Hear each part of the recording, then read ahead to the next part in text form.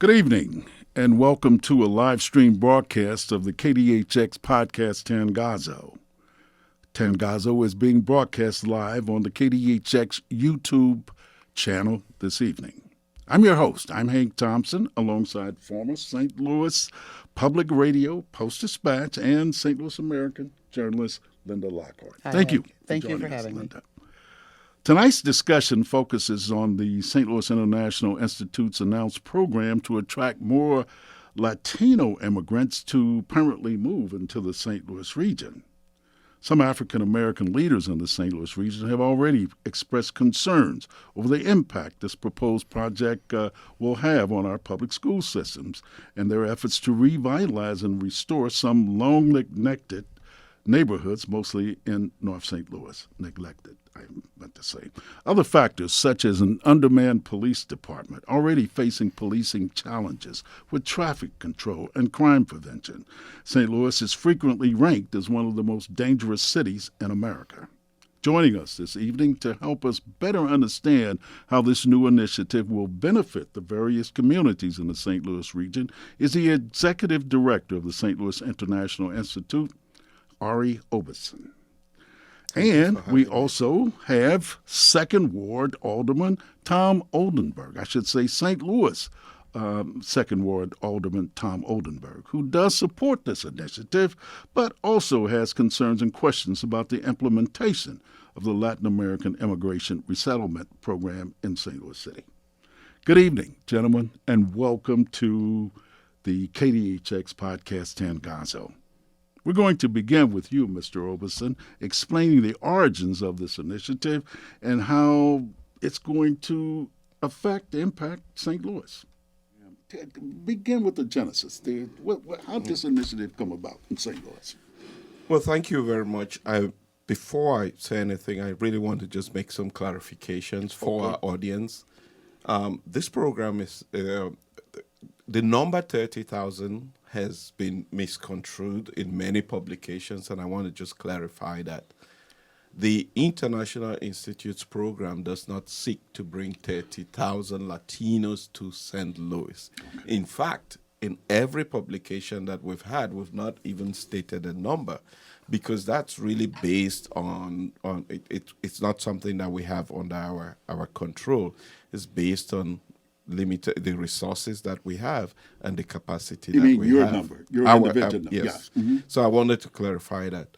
However, 30,000, as you pointed out, 30,000. The number 30,000 has been used by the Biden administration in their private sponsorship initiative to bring in 30,000 people from Haiti, Cuba, Venezuela, and Nicaragua who are sponsored by American families into the country each month. And they have been doing so since April.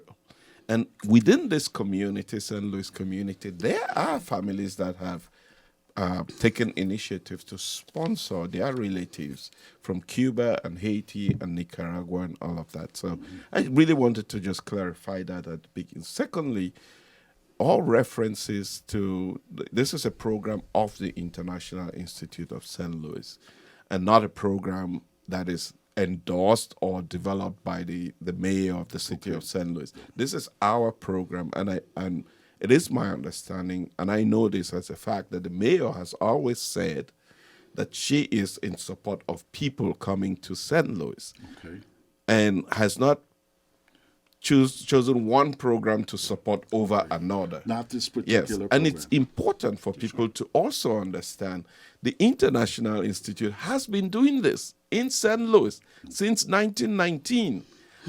and since 1979, we've been resettling refugees. More importantly, we have seen over 1,000 Ukrainians sponsored in the region that are in St. Louis. And what I find disheartening is that nobody has complained about that. And why is it that our Latino brothers and sisters would be the cause of concern? Why did nobody raise this question when the Ukrainians were sponsored by families in this community? So that's just something that we should be thinking about. Now let me talk about our program. We, the International Institute, has what a status called private sponsorship organization, meaning that once the Biden administration introduced this private sponsorship model, organizations around the country applied to be part of the private sponsorship program, meaning that our job is to help families that want to sponsor their relatives, help them coordinate the sponsorship, because it takes more than just bringing people here, but understanding what they need to be able to succeed, which is where our strengths lie. Well, immediately this program was introduced, the program achieved tremendous success. And for tremendous success in the sense that over 1.5 million people in the applied for this program. Meaning that if I applied today to sponsor my family to come to St. Louis, it's probably going to take 4 years because of the number of people that have applied. Okay. So we thought about the challenges that this community faces. We thought about the number of small businesses that are closing every day in this community, changing their work schedule because they lack people to fill gaps. Over 100 employers calling the International Institute every week looking for employees, thinking about the declining population that the city has been experiencing in the last 4 decades and continues to experience, the stagnating population of the region. We thought that this was an opportunity for us to engage the over 300,000 people that have come into this country and are here legally, at least for the next 2 years, to raise our hand and say, if you are looking for a place where you could come and work and thrive, St. Louis is a place. But we didn't just end with raising a hand. We thought about the things that, how we can help them be successful so that they're not dependent on the limited resources that we have. We reached out to the union and said, let's form a partnership to be able to develop opportunities for people to go into construction, advanced manufacturing, and the service industry.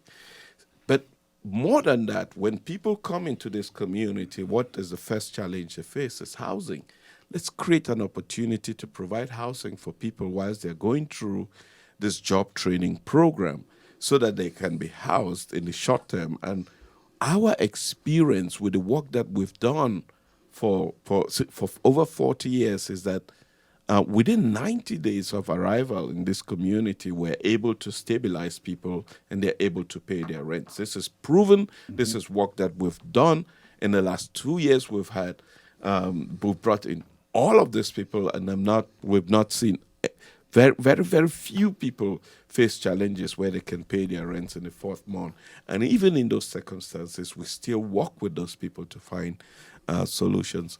We thought about access to technology and all of this. And all of these things that we are providing is privately funded by a funder who sees the need for this community to invest in revitalizing its population if we want to thrive. So that's what this program is. It's us traveling across America, speaking good of St. Louis and attracting people to come here. And I'm going to end with this, and this is really important. We can talk a lot about the challenges that this community faces, but talking about the challenges doesn't solve them. Absolutely. Taking initiative to solve the challenges is what we at the International Institute are doing. And we cannot provide solutions for everybody, but we're playing our little part to address the challenges, what we have seen on a daily basis, that restaurants that we all go to are changing their work schedule because they can't find people to work in those restaurants. That this is a community that is, the death rates are higher than our birth rates, that we have 65% outward migration of young people from our universities. So I always tell people that when I joined the Institute, I thought I was going to work to support people in need. What I find out with my job is building a community in need. That's what we're trying to do with this program. I'm sorry, building a community. Building a community in need. That's what I found out with my job, that it's more than providing services to refugees and immigrants. It's helping this community become more prosperous. Yes. Okay. Let's get the aldermans. Tommy told me that you supported this initiative to increase workforce diversity, etc. Sure. So, what do you think? Well, as an elected official, local government cares about things like population decline. It cares about how that translates to the labor pool, how that translates to the tax base, how that all translates to economic development. So we're very welcoming of the potential for a diverse labor pool to come and settle in what is the story of St. Louis, a very declining metropolitan area. Not just the city of St. Louis, but we know the metropolitan area is in decline. And the International Institute is best in class around the country at helping assimilate immigrants. I mean, we look to Bosnians as the case study of what to do and an example of how an influx of folks can be absorbed into our local community, into our economy. And that's a great success, and I think this is modeled in the same vein, which is great, and it's exciting. I do think also, though, as elected officials and stewards of the city's fiscal balance sheet and budget, we do also need to care about what could be a potential expense. Now, Ari, you mentioned, and of course it's true, this is a privately funded initiative, and again, your organization is best at it, but there will be some, expense at the city of absorbing an influx of folks. Now, it's probably negligible, but I think the concern from maybe the expense ledger is that we might see on a smaller case, but still impactful, what's happening in New York, right? The city of New York and Chicago, yeah, the city of New York. Now, again, this may be apples and oranges, but and Texas, for that matter. Yeah, we could see this impact where the city of New York is on track to spend $12 billion over the next 3 fiscal years, and they're also under a consent decree whereby they have to provide temporary shelter and other services for the immigrant population there. Now, again, I don't think that's going to happen at the same scale in St. Louis. It'd be a great problem to have, but we do eventually, if this is wildly successful, and gosh, I hope that it is, we do have to start addressing what might be the impact. Hank mentioned a litany of things that already we struggle to get right, even with an abundance of federal money pouring into the city around crime, public schools, and other expense issues that we have to deal with. So that's sort of a concern and I think a question on most people's mind. But from the top of the trees, I mean, this is an exceptional program, and it's being done in my mind with the right partners at the International Institute. Linda? Well, I've got questions for both gentlemen, actually, but I'll start with you, Mr. Robinson. If you can clarify a little bit more, I think when you talked about, Hank, the people being very upset about the Latino immigrants more so than Ukrainians or some other groups that have come in over time. I think the images that we see on television of people coming across the border and just coming through the wall, the gaps in the wall, and being brought in. People think that that's who's coming in to St. Louis. But I think we need to clarify that these people have been vetted. They have been in this country. They didn't just like walk across the river last month. So talk a little bit more about, the sponsorship of how they find sponsors, how they've been cleared so that we're not bringing in criminals or people that are trying to, smuggle in drugs or weapons. We know that that's happening, at the southern border as well.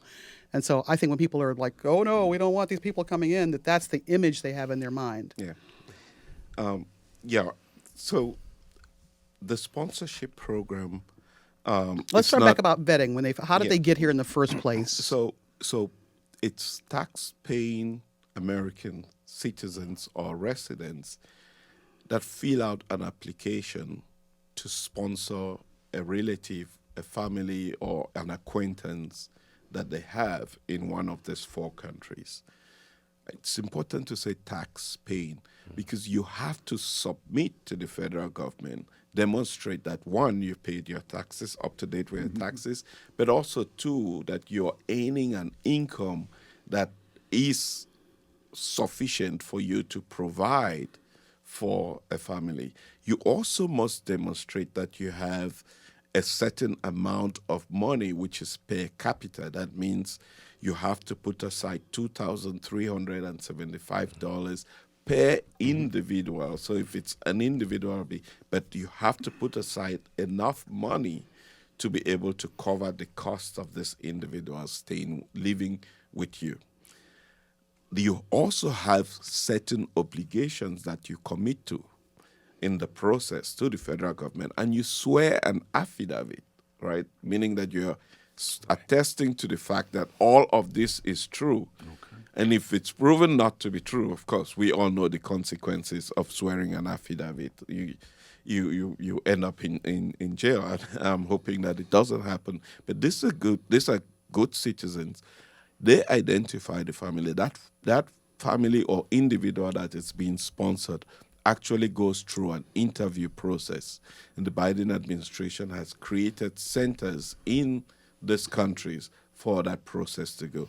And it's a typical vetting process where they go through a background check in that country. So if you've committed a crime in that country, you're likely not eligible. Or if you've also committed a crime towards the United States, right? So if you're one of the people who has attempted to cross the border and be deported, you are very unlikely to be able to make it through. Once that is done, they get what they call an authorization to travel. And an authorization. So they've got documents. We're talking about documents. Yes, We're talking about people that are undocumented workers and documented workers. They've got their papers. It's not just their papers are approved before they even get to. Okay.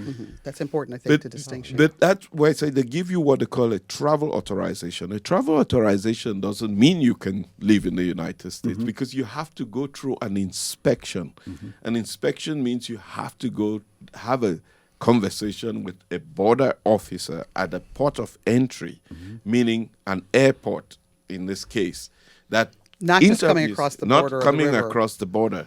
I'm talking about flying into the country and sitting down with an immigration officer that interviews you.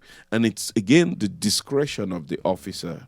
If they deem you as not fit to come into the U.S., to reject you at that point of entry. So it's almost like back in the olden days of, the Oldenburg family came through Ellis Island and had to be vetted, Yes. and an immigration officer either let you come in or not. So it's similar to that, but it's not just in New York, not just Ellis Island. And I also picked this up now. I get it. It's why these things are so important to have these discussions. It is from that group that you want to attract. Yes. Those folk to St. Louis. To St. Louis. So my question then for the alderman, though, is it's wonderful that we've got these opportunities and you have your private sponsor, and this is not initially, and the deposits, the earnest money that the supporting families or the sponsoring families are putting down. So that's not a big burden on the citizens, taxpayers, or other residents of St. Louis. But people that live in St. Louis and have been here for generations are wondering, where's my job training? Where's my placement in construction? Yeah. Where is it that we get the trades unions that want to have a diverse workforce? When I'm driving around and seeing all the construction that's going on here in Midtown, St. Louis University, it's fabulous, it's wonderful. But I look at the work crews, and they're all white. And I'm thinking, I know there's some black guys that can, nail the hammers and do this work, and especially given the training, given the opportunity. But the unions have been very cautious, shall we say, about, certifying skilled tradespeople. Absolutely. So what do we say to people that have been in St. Louis all this time? That's a great question, Linda. And I will also say that, before I answer that another role in this space for local government is to frame this issue correctly with our constituents. Sure. In many neighborhoods, right, miscommunication it can happen between constituents and their most local elected officials. So it is important that we speak facts, right? There were no facts of truthful nature that were discussed around St. Charles and the resolution that they were, proposing. And it's important to get this right, that these are documented individuals, humans, not aliens, that these are documented individuals seeking a legal entry. Seeking a legal entry, not an illegal entry. Seeking a legal with a capital L Right. to assimilate in our community. And I think that should be our North Star. around this issue. By all means. I was careful to put that in legal. Yeah, so you didn't say it wrong. But Linda, to answer your question expressly, and I was having a conversation with a few unions as we do as local elected officials, and they're telling me, well, we're busy. We're really busy. And I said, that's great. And he said, and everyone seems to be working. And I said, now it seems like time to maybe expand the diversity landscape then. So that, because typically, the trades, if they're at 80%, that's a full work, a lot of membership working, and they're north of that. So to me, it's let's grow the base here and get some more members, and that can be from what is our existing African American community labor pool and these legal with a capital L folks also that's in this partnership with the International Institute.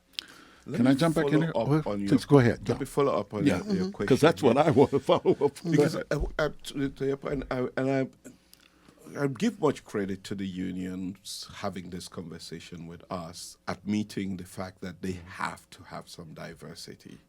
I think that's a lot of progress that the That union is not has a new. made. That is not a new concern though in St. Louis. Exactly. Well, That's well, not new. Well, the conversations that I've had, I thought that it was really important for us to have those conversations and for them to be able to admit that this is something that they need to do. Yeah.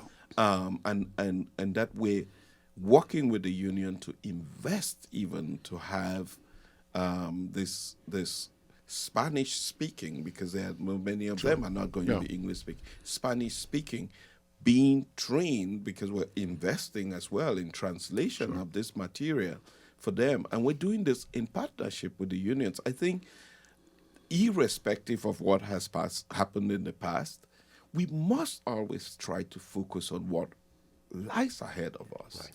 Right. And this may be an opportunity here. One of my goals at the International Institute, and it's really important, is championing multiculturalism. Sure. That means, yes, even though we serve the immigrant and refugee population, we see this community as a whole, and hoping that the experiences that we have, which in many cases are similar to those of our African American brothers, that we can share experiences, that we can work together. We shouldn't be thinking about this as anyone being left out. Yeah. Again, if we think about it, we have been doing this since 1979. Yeah. And so the challenges that we face in this community is not new people coming into the community. We have systemic challenges that we can address. But whether it is St. Louis or it is Detroit or it is New York, we know the facts are clear that if your population is not growing, and again, this is applicable anywhere in the world, if your population is not growing, you're stagnating. And that is a recipe for disaster or failure of any community. I want to ask you this question. Have you ever visited North St. Louis? Of course, yes. You have it East St. Louis? Yes, parts absolutely. of North County. Didn't you know the despair, that the desolation that's going on in those neighborhoods? The idea of unions looking for diversity, as I said, that goes back to the 60s. Bill Clay was fighting for those same kinds of things. And so now you come and you say the unions say, yeah, we want to break. Where have you been all these years? And just looking at it from an African-American perspective, I'm sitting over in this community. I got some kids, maybe they're high school graduates, kind of lounging around and whatever. No, you're talking about creating these opportunities for an immigrant, regardless of where he or she, Uganda, I'm not sorry, not Uganda, but Ukraine or wherever. But you understand what I'm saying. And so this guy's saying, as former Alderman Bosley interrupted one of our conversations. It's not the first time Irene and I have had this conversation on Tangazo. He was livid. He says, my grass is so high, I can't see people out here. You got crooks and criminals hiding in the services. You've spoken about garbage pickups and things of that sort. I guess what I'm saying is this an ideal community this is your expertise, this is your area, not mine. That is a question, not rhetorical, but is this community really set up to absorb people. Some of the people bring in their families to St. Louis. What are they going to? It'll be mostly Catholics for the most part. You're talking Latin American and what have you. But the St. Louis public schools, what are they going to have to do? Are they going to have to step up their game with bilingual? Hank, let me. Slow down, Hank. No, I don't mean to be, and I am not one. I don't look at things from a problematic. I look at outcomes. I look at what's important, and then we have to do it. You find a path to make it happen. But the fact of the matter is that you got all of this. You got people right now, as I drove to the station, sleeping out in the cold, in doorways and what have you. Yeah. Once again, I'm only asking, how will that positively impact all of those situations that have not been fixed, Mr. Alderman? Yeah. But, just to be clear, the job of our mission, the mission of the International Institute, is creating opportunities for immigrants and refugees to thrive in order to create a more welcoming, more prosperous, and healthy region for all. That's our mission. Long term. That's our mission. And we have been doing this since 1919. Yeah. This city is defined by immigrants that have come from all over the world. That's why you have the Hill. Well, the circle. Right. Certainly. So let's when I was on your show with the gentleman, if you remember what I said to him, I said I wasn't here 400 years ago to welcome the African Americans. Mm-hmm. But if I was, I'll do it in a way that is humane. Mm-hmm. And the fact that I wasn't here and I'm here now doesn't make the next human being coming inhumane that should be treated that way. But I think you can understand why there are some people that sit here and, the kids that are not doing anything. What I hear that's different about what you're offering is the sponsorship of the established families that are here to give the support. But then there's the issues of, getting the free housing for 3 months, getting the cell phones and those kind of things that are being given to these folks. Those are things that I think that are rubbing some people the wrong way. That but again, it's a challenge because you have this private sponsorship. You've got a different source of funding that it's not coming from the city's coffers, and at the same time, the city still has all of its challenges that Hank is describing. That and let me talk about the city's challenges. Let's take education, which is a challenge. We know how education is funded in America and in this community. Mm-hmm. It's usually based on property taxes. So if we're living in a city where the population is declining and the number of residents are declining, obviously that's going to affect the quality of our education, right? And we have a choice to just talk about it, or we have a choice to do. And I want to be clear that the International Institute, we were never elected to run this. We are doing what our mission tells us and playing our own little part in contributing to what we see as the solution. Because if you increase the number of residents in the city, probably we would see an increase in property tax. And that increase in property tax is also going to have an impact in the quality of our education. If the quality of our education is not also good, let me tell you, all the Fortune 500 companies that we have here, they're looking for people to hire, and they're looking for talent.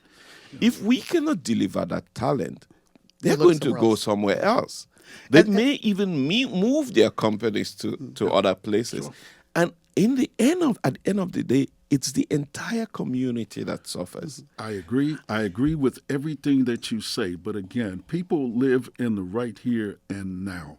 They are trying. Many people are. We don't want to slow him down and have him not do it. No, not at all. Yeah. But he has to.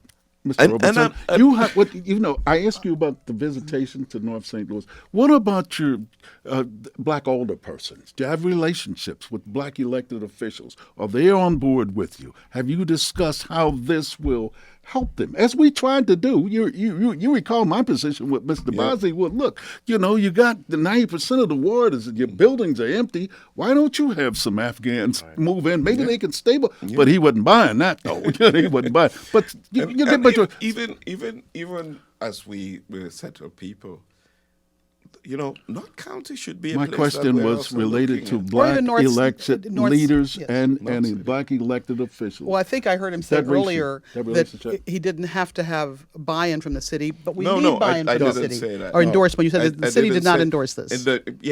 Because it shouldn't be read as the city endorsed this program. I understand. No, the city, from my understanding, is that they're open to people coming here, but Well, to there was a specifically. statement. There was a statement that came out of the mayor's office that said that shortly after Kamala Harris left, which led some people to suspect that Kamala Harris had something to do with this new initiative. I'm just telling you. My ears are to the ground. I hear people. It's really important. What we're trying to do is help this community. I believe that. But you touched a point that's very, touches my heart very much when you talk about education. And again, this is a case where the city has to have a buy-in.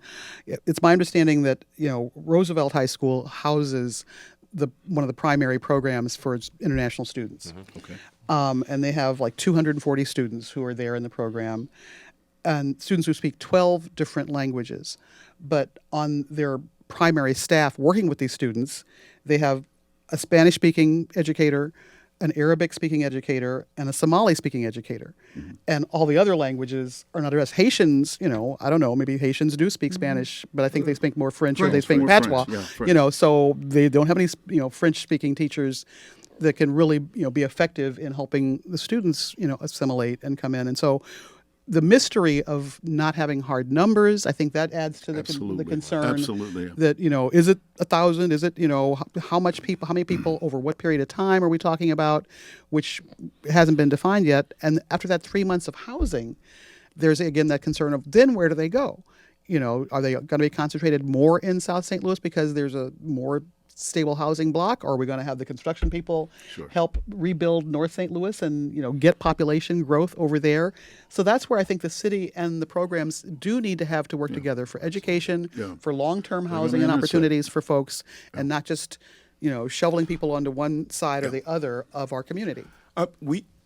The city has started an office of New Americans Yes. that we're Mhm. collaborating, Gilberto. and we're collaborating. With reference to, it's really clear that people understand the nature of our work. Sure. We have a 96% success rate of people picking up after the third month and paying their own rent.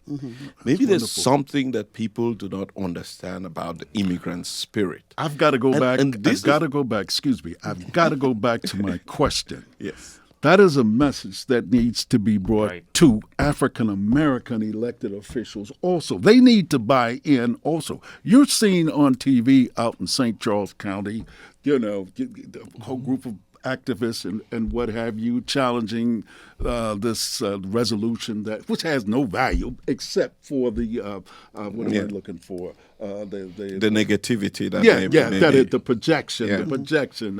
What is it? There is reality, as they say. The perception is real. What I'm trying to say to you is that I think a huge part of what you do right now, and I know you're getting groups of all sorts buying into this, because it is on paper a good thing for the region. There's no doubt about it. But the fact of the matter is that you got this group, and if you don't address the leadership, if you don't address those neighborhood black organizations and say to them, hey, this is how this will work for you, then they'll never buy into it. And there will always be hostility to it. You've gotta include that leadership, include the clergy, black clergy. Black clergy. They've got to be factored into this equation also. I think we're working towards that. Okay. Our ward alderwoman, where the International Institute is Sonia. who is working with us and is in support As of I this said, the progressive initiative. faction of the Yeah. but that faction is not African American. I don't know that we should be. This is a small community. Yeah. I really think that we have. This is what I find typical about St. Louis, is that let's try to figure out what we can do together to solve our problems. Agree. Lest we will collapse by division. Talking about progressive or what would be the other one? For me, Just for me, regular I don't know the Democrats. difference. What do you call for, yourself? For me, I don't know the difference. I'm just so conscious, knowing what I know, the facts that I know, and the opportunity that we have to capitalize on trying to solve the problem. 5 years from now, we may sit down and we're still talking about the same problems. Yeah. And I'm not saying that we have all the answers. I want to be very clear, and I'm humble about this. Yeah. I just believe that we can play a part, and we are trying to play our part. The politics of the city and all other conversations, those are conversations to be had. But as far as the International Institute is concerned, one, we're doing something that there is a moral obligation for us to do it, for people that need help. But two, there is an economic imperative for us as a community to do this. So these are the two things that we have going for ourselves. Statistics, because you have to look at facts. You have to find out since 1979, we've brought in over 26,000 people into this community. I don't see them on the streets. No. They're working. So if history and facts are things that we should go by, we know that in the last year, And I'd like to ask. let's put the facts out. Yeah. In the state of Missouri, immigrants and refugees pay taxes of $1.7 billion. Okay. We bringing a disposable income of $4.1 billion to the state. So the facts are clear that there is an opportunity that we have to embrace. And I'm not saying this to neglect the challenges that we have. Yeah. I admit that we have challenges, and there is need for us to work towards addressing those challenges. But it doesn't have to be either or. Sure. It can be But it has and. been. But it has been. But he's saying look forward Yeah, and not but dwell it- on yeah, what but it it has. has It been. has been. That's why there's the bitter The taste in our great mouths. story about the Bosnians. That's a wonderful story. I mean, they've impacted, but it's South St. Louis that they've impacted. I doubt very seriously if there's any impact from that community in North St. Louis. My point being to you, sir, you look at this area. You look at can't you, as a part of your strategy, where could they have the most impact? Are you going to pile them up back into the central corridor over in the south side of the city while the other part of the city goes to pot? Why not? If you're talking about industry, if you're talking about being a carpenter or plumber or a construction person, hell, the whole thing looks like Beirut. You know what I'm talking about? Yeah. Why not I go to that understand. community? And just as you have shared with us, and everything that you said makes sense. I think, Hank, there's an opportunity for that. SLDC, St. Louis's Development Corporation's arm, has a very strategic focus around economic and racial justice with its investments. And the International Institute can be a partner squarely in the middle of that plan and that focus, whereby here are the strategic areas that we want to invest in the way of housing. And I think bringing density, that's additional density to an area around a strategic investment, can be impactful. And what I'll say, and I'm the last person at this table to speak for the black community, so please don't let me. No. But what I will say is that sentiment you described is real, and I think Ari and the International Institute know it. Okay. Whereby you can't forget about half a city through institutional racism for over 150 years. Sure. And then you can see where there might be some chapped feelings associated with, well, we're growing diversity. We're growing diversity with this. Sure. And it's, we've been here for a while, Yeah, and there's not this much. But, and far be it from me to admit this, but I'm going to, is that I see more and more alignment with Mayor Jones's economic development You've strategy. said that before. And we started off as political rivals, I but she understand. lives in reality, and that I respect. Yeah. And she is focusing the economic development arm of the city in North City around investment. Well, that's and, where it's and- needed and where- most, and the need is Absolutely, great. and where opportunity is. And I think the International Institute would not disagree with this, but they can be a square partner in that plan. So let me ask And you. let me follow up on this conversation, because to make the assumption that we're not doing that is not right, because housing is such a Yes. The biggest challenge we face in this community is housing. Okay. Right. And for us, in terms of how we put people in focus, and we put Afghans in different parts of the community. For us, at the end of the day, we're finding places where we can put people that can be supported. And even as we are considering housing initiatives, we're also looking at North County. In fact, that's where the opportunity for growth is. And again, if you look at the vision that I have developed for the International Institute, one thing that I've always stressed is that we cannot do this work leaving behind our African American brothers. It's really important. I don't know that I have all the answers or I have a magic wand to wave away the past, but this is something that we have to we consciously build over time and not necessarily see it as the one without the other. It has to be together. And so while you're talking about perception, I think that was one of your concerns before. Yeah. What is the time frame? When could we begin to expect seeing some of these folks that have their sponsors already lined up? Are we looking after the first of the year? Is it like this is the next 6-month plan, or how fast are we going to be seeing a change of our community? Yeah. I don't know whether it's a change of our community, but in our community. Let me be clear. change. Let me be clear that people are already arriving. I was going to say that. That's going on as we People have speak. been Yeah. sponsored. We've been in the last month. We saw 39 people, Latinos, come into this community. The Haitians are sponsoring their relatives. Cubans are sponsoring the only difference is that these people are already here in this community. They're coming to families that have already sponsored them.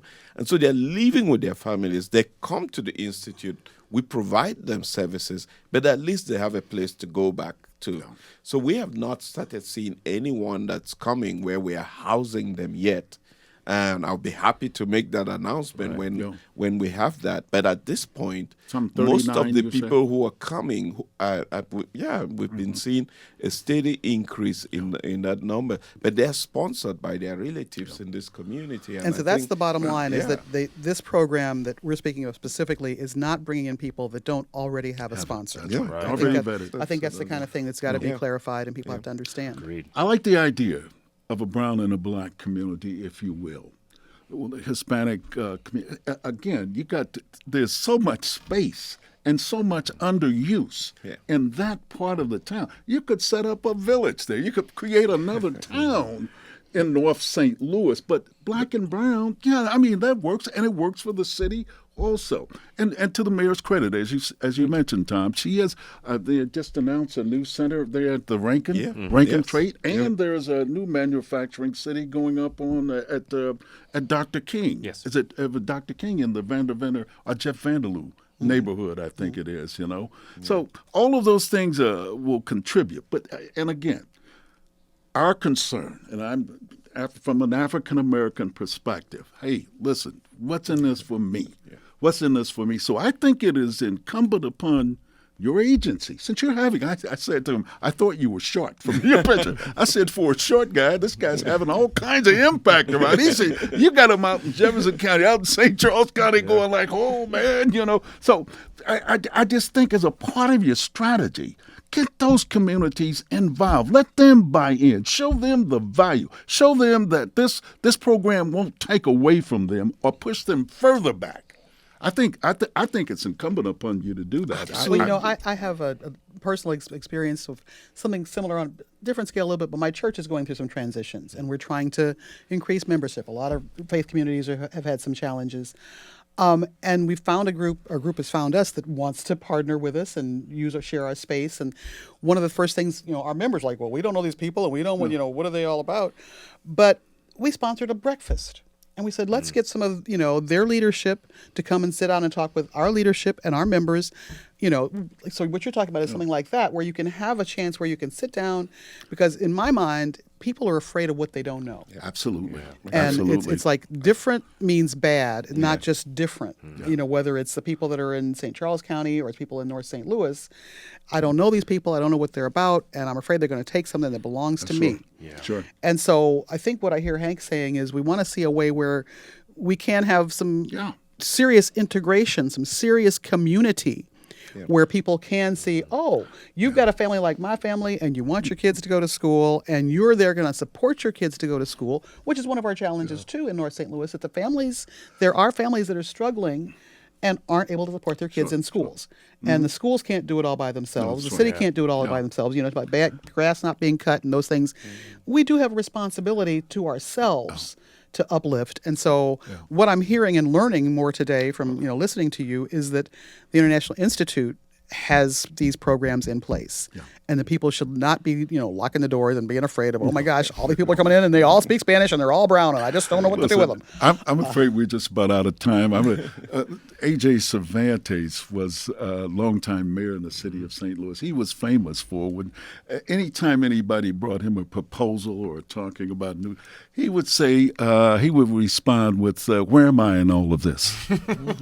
So from a black perspective, where are we in all of this? That's the point that I'm trying to make. And listen, I can't thank you enough. I've learned my information. Well, I just want to make a point Please. the reason I came to this program was to have that conversation with that audience. Yeah. I do not shy away from that because I understand every black activist that has reached out to me or called my office, I have reached back to them. I understand. And I will continue with that engagement for us to understand that we're doing this so that we can all grow together. Yeah. Well, listen, I want to thank you, Ari Oberson, director of the International Institute. They always remind me, don't lean on the table. But you're doing great work. And as I said, man, you're a game changer. I somehow from your profile picture, I was a little short. You're a tall man, and you have a tall mission. That is for sure. I want to thank you, of course, Linda. It's always great. I appreciate. Got to have that skilled journalist with you. You want to have some authenticity. I want to thank our GM too, Kelly Wells, and the staff and management here at KDHX. My guy John Valley, who's with me every week and does great work and what have you. We thank you too, Tom. Sure. It's good to see you. I think we have to get a broad opinion. I'm into that. You know what I'm saying? We need to look at the whole picture here. And you guys, the area you represent in Southwest St. Louis is a vital part of this city. Make no mistake about it. And we want them. What do your constituents think? Yeah, we haven't done a full engagement, and I think that goes back to how do we frame this in a way that communicates facts and that lets folks know that the benefits associated. Well, that's what I was saying before. You got to find ways to connect, because if Mayor Cervantes was saying, where am I in this? I know that the average white middle class family is like, wait a minute. Right. They're afraid as much as the people in North St. Louis are afraid. Well, I don't think they're afraid. I think that they have that same old attitude. It's the same old soup warmed over to them. Something for somebody else while I'm standing here needy. Well, that's what the fear is. Is that fear? That's fear. It's like, where's my piece of And if you look mind? at successful major metropolitan areas and cities, diversity in all aspects is the recipe for success. Diversity of an economy, diversity of a population, diversity of culture. Absolutely. All those things. Diversity is the great multiplier in being successful as a city. I'm telling you, you have just you've enlightened us all. I won't make any other errors. I've accused the mayor of endorsing 30,000 people coming into. Well, don't say it again. Yeah, don't say it again. Forgive me. Out of his mouth. He didn't say that. And again, I want to thank you all on behalf of KDHX and Linda Lockhart. And we're going to say goodnight and tune in again to the KDHX podcast, Tangazo. You all have a great evening.